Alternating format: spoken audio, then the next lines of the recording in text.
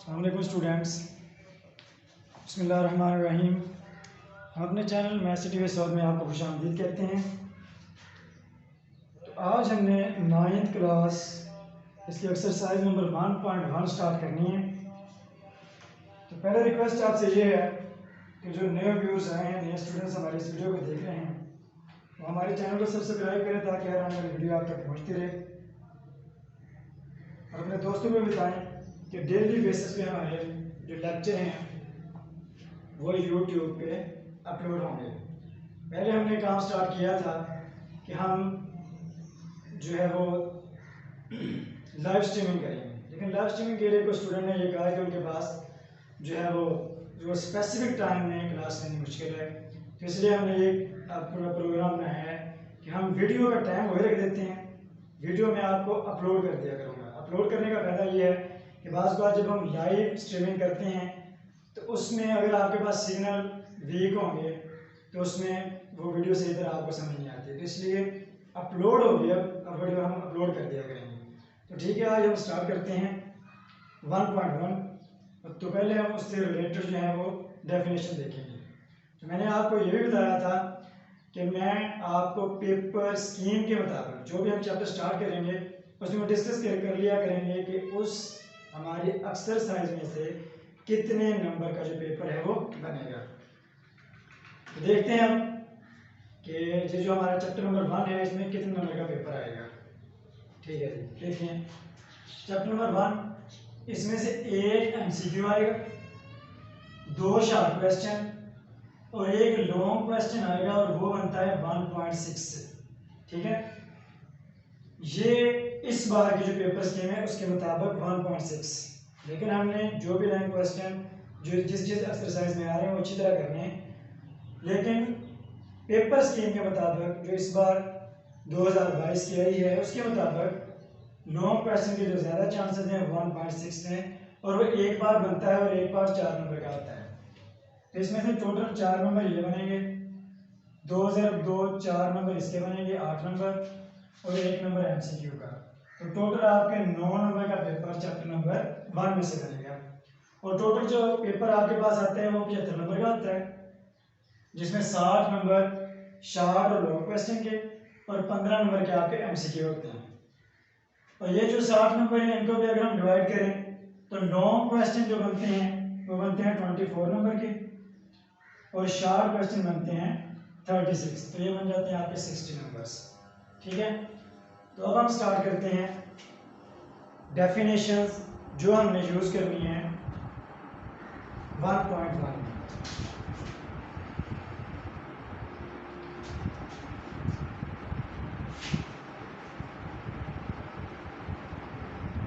देखेंगे तो अगली हमारी डेफिनेशन है जो आज हमने करनी है वो है सुपेयर मैट्रिक्स, मतलब बी का सुपेयर मैट्रिक्स। सुपेयर मैट्रिक्स उर्दू में पढ़ेंगे तो मेरा बी का है। ये डेफिनेशन आपको बुक पे लिखी है, मैं सिर्फ इसके एक्सप्लेनेशन करूँगा, बताऊँगा आपको, तो उसके आगे हम क्वेश्चन को सॉल्व करेंगे तो आपको समझ आ जाएगी। Square matrix, ऐसा matrix, a matrix is called square matrix in which the number of rows and columns are equal। जितने इसमें रोज हैं उतने ही अगर उसमें कॉलम हो जाएं तो उसे कहते हैं हम स्क्वायर मैट्रिक्स। जिसकी एग्जांपल ये बनती है, जिसकी मिसाल बनती है 1 2 3 3 9 4 1 5 6। ये जो हमारे पास मैट्रिक्स है इसमें अगर m क्रॉस m लिखें तो ये 3/3, 3 इसमें रोज हैं, 3 ही कॉलम हैं। तो जितनी रोज हो उतने ही अगर कॉलम किसी मैट्रिक्स में हो, जितनी कतारें हैं उतने ही कॉलम हो, तो उसको हम क्या कहते हैं, बी कॉलम सुपेयर मैट्रिक्स। अगली डेफिनेशन बनती है रेक्टेंगुलर मैट्रिक्स। इसे हम कहते हैं मुस्ततीली कारक, मुस्ततीली कारक। A matrix is called rectangular matrix if the number of rows and number of columns are not equal, अगर नंबर ऑफ रोज और कॉलम इक्वल ना हो, बराबर ना हो, तो ऐसे मैट्रिक्स को कहते हैं रेक्टेंगुलर मैट्रिक्स। इसकी मिसाल आपके पास बनेगी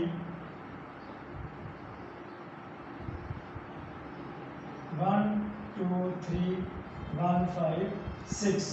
तो ये आपके पास एक मैट्रिक्स एक कॉलम है जिसमें रोज की अगर हम बात करें तो 2 इसमें रोज हैं, और अगर हम कॉलम की बात करते हैं तो 1 2 3। तो नंबर ऑफ रोज और नंबर ऑफ कॉलम इक्वल नहीं है, जिसे हम कहेंगे रेक्टेंगुलर मैट्रिक्स, मुस्ततीली कॉलम। आगे हम चलते हैं तो आगे आ गया हमारा सिफरी कॉलम, नल मैट्रिक्स, सिफरी कॉलम, ठीक है। नल और नल और जीरो मैट्रिक्स, इसको हम पढ़ेंगे उर्दू में सिफरी column. A matrix is called zero matrix if it contains all the entries equal to zero, यानी उसमें जितनी भी एंट्रीज हैं वो सारी ही क्या हैं, जीरो हैं। और रेक्टेंगुलर मैट्रिक्स हो या स्क्वायर मैट्रिक्स हो, अगर उसमें सारी एंट्रीज 0 0 0 हैं तो ऐसे मैट्रिक्स को, ऐसे कॉलम को हम कहते हैं सिफरी column, null matrix, zero matrix. आगे है transpose of matrix, transpose of matrix, transpose matrix. तो ये हम कर देते हैं।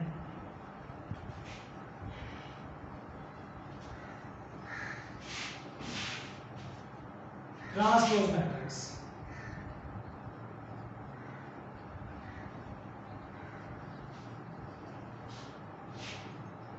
लेट के आपके पास ए है और उसमें 1 5 6 7, ठीक है, ट्रांसपोज मैट्रिक्स। अगर आपने उसका ट्रांसपोज लेना है तो आप क्या करेंगे, आगे पहले इसकी डेफिनेशन देखते हैं। ट्रांसपोज मैट्रिक्स क्या है? A matrix is called transpose of the matrix if it obtained by changing rows into column and column into row, row into column, column into row, यानी एक मैट्रिक्स की जो रोज हैं उनको कॉलम बना दें या कॉलम को रो बना दें। जो मैट्रिक्स हमारे पास मिलता है उसे कहते हैं ट्रांसपोज मैट्रिक्स, और इसे AT से डिनोट करते हैं।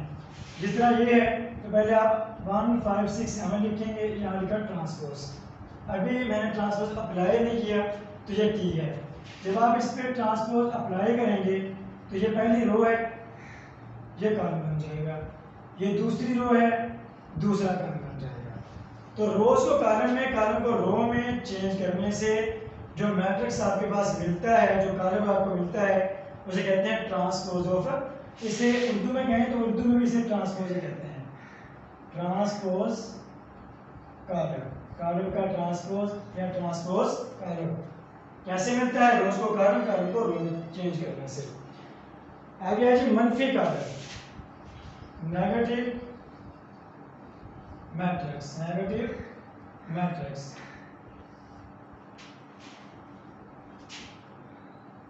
A matrix is called negative matrix if it obtained by changing the sign of entries। अगर आपके पास A है 1 3 5, तो इसका जो नेगेटिव मैट्रिक्स है, मनफी कॉलम है, वो कैसे होगा? माइनस ए। यहाँ मैंने माइनस ए किया तो यहाँ आप ये सारे जो पॉजिटिव के हैं इनके साइन चेंज कर दें तो ये सारे नेगेटिव के हो जाएंगे। तो ये जो माइनस ए है इसे कहेंगे नेगेटिव मैट्रिक्स या मनफी कॉलम। अगर यहाँ प्लस होता, यहाँ माइनस होता तो ये आपको बदलना था प्लस, यानी प्लस को माइनस में, माइनस को प्लस में चेंज करेंगे और ये बाहर बनेगा माइनस से।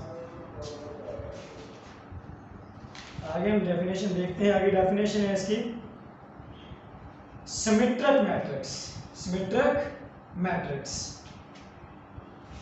इसे खत्म कर लेते हैं। आगे हमारी जो डेफिनेशन है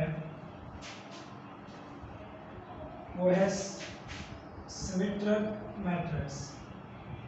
सिमेट्रिक ऐसे मैट्रिक्स को सिमेट्रिक मैट्रिक्स कहते हैं जिसका ट्रांसपोज लेने से उसका आंसर चेंज ना हो, वही मैट्रिक्स दोबारा हमें हासिल हो जाए, उसे कहते हैं सिमेट्रिक मैट्रिक्स। जिस तरह हमारे पास मैट्रिक्स है 2 1 3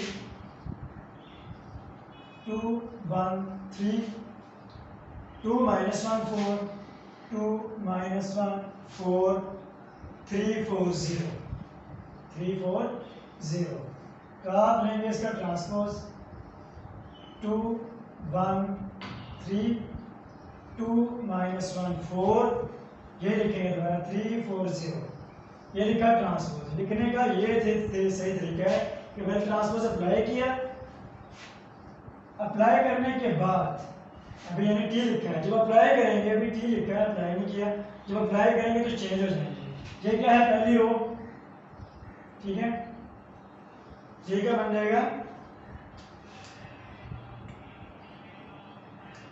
1 2 3 लिखना था 1 2 3।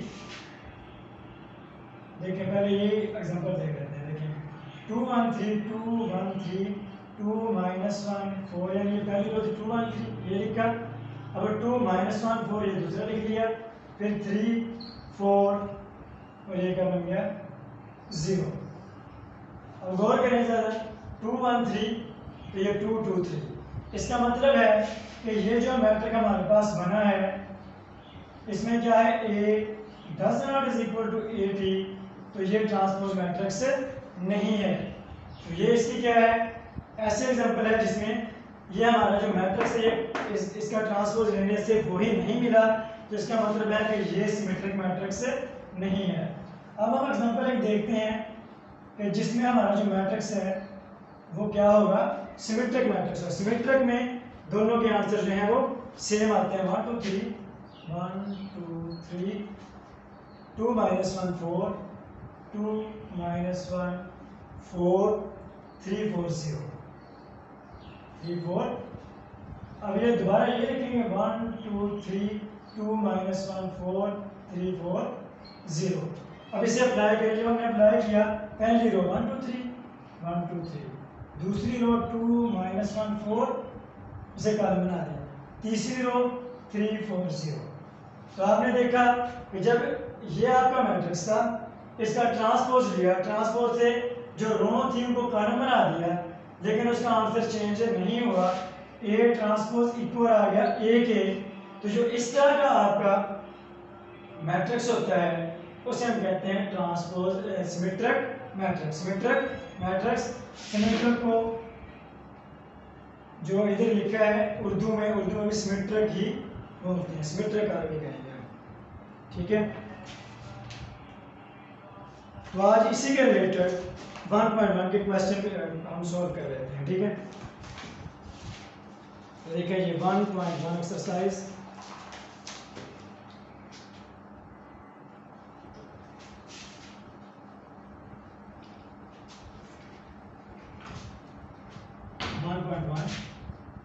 हमारी एक्सरसाइज है मश्क इशारिया 1।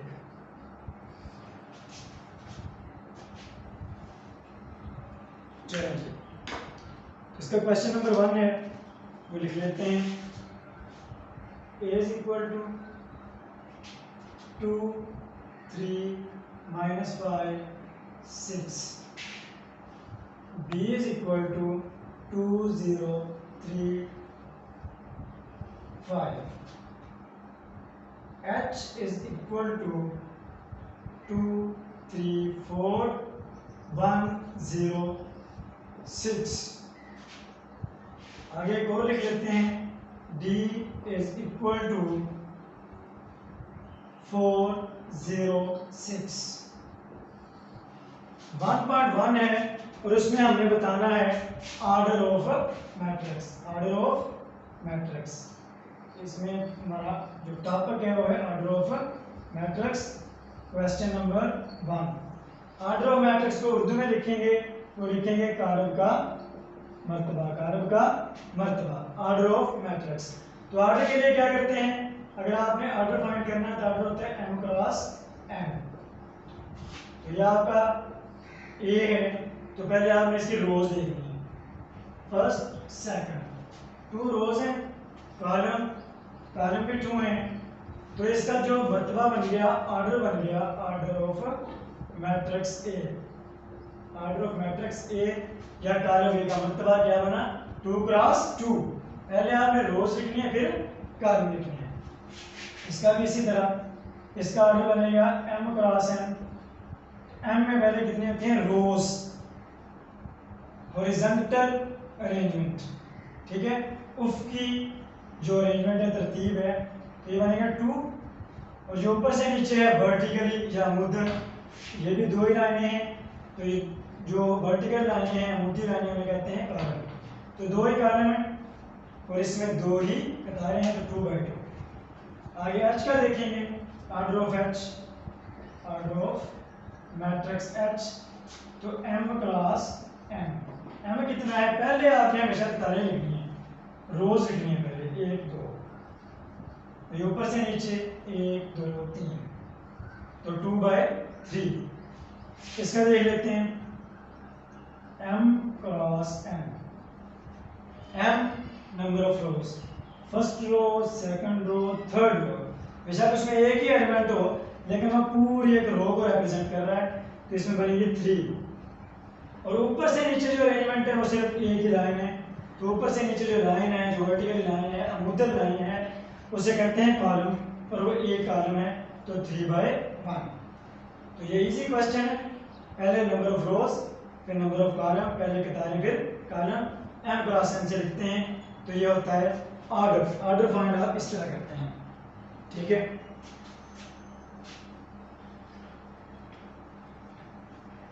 आगे देखना है हमने कि हमने बताना है कि इक्वल मैट्रिक्स कौन से हैं, इक्वल मैट्रिक्स कौन से हैं, यानी मसावी कॉलम कौन से हैं। पहले हम लिख लेते हैं क्वेश्चन को, उसके बाद इसको हम करेंगे सॉल्व,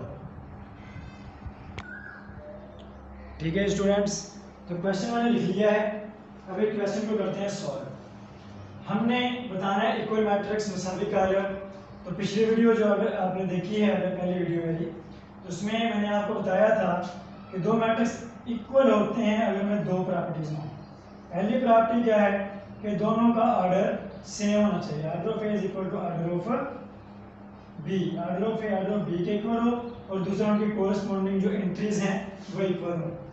देख लेते हैं पहले एक इक्वल हमें ढूंढने पहले कि एक इक्वल कौन कौन से हैं। एक के पहली बात, इसमें एक ही नंबर है, तो एक ही रो है, एक ही कॉलम है। अब ढूंढते हैं आगे, ये देखें 5 में से 2 को माइनस करें, लिखने का तरीका डिफरेंट है, लेकिन 5 में 2 को माइनस करें तो क्या बनता है 3, तो 3 एक ही रो एक ही कॉलम, एंट्रीज भी सेम और इनका जो ऑर्डर है वो भी सेम, तो इसलिए A is equal to C। ये दोनों आपस में क्या है, मसावी कॉलम है, इक्वल कॉलम है, तो उनको इक्वल को A is equal to C लिखा जाता है। B क्या है 3 5, B के इक्वल ढूंढते हैं, B के इक्वल कौन कौन से आएंगे 3 5 3 5, ये 3 और 3 प्लस 2 5। ऑर्डर कितना, इसमें दो, एक रो है 2 कॉलम है, एक रो है 2 कॉलम है, एंट्रीज पहली 3 दूसरी 5 दूसरी 5, तो B is equal to I। आगे देखते हैं C किसके इक्वल है, C का हमने चेक कर लिया। D क्या है 5 3, तो 5 3 वाला कोई भी नहीं है, तो D किसी के इक्वल भी नहीं है, इसके इक्वल कोई मैट्रिक्स नहीं आता। आगे देखें A E 4, H का देखें ये 4 0 0 6 6 2, ऑर्डर भी सेम है क्योंकि 2 रो 2 कॉलम, और उनके एंट्रीज भी बिल्कुल सेम है, तो इसका मतलब है E is equal to H, E is equal to H। एक और भी देखें 2 प्लस 2 क्या बनता है 4, 2 माइनस 2 0, 2 प्लस 4 6, 2 प्लस 0 2, इसका मतलब है तीनों आपस में इक्वल हैं, E is equal to H, H is equal to J। या अलग तरह लिख सकते हैं E is equal to H, is equal to J, फिर H is equal to J, इस तरह भी ठीक है। आगे आई हमने देख लिया, जे भी देख लिया।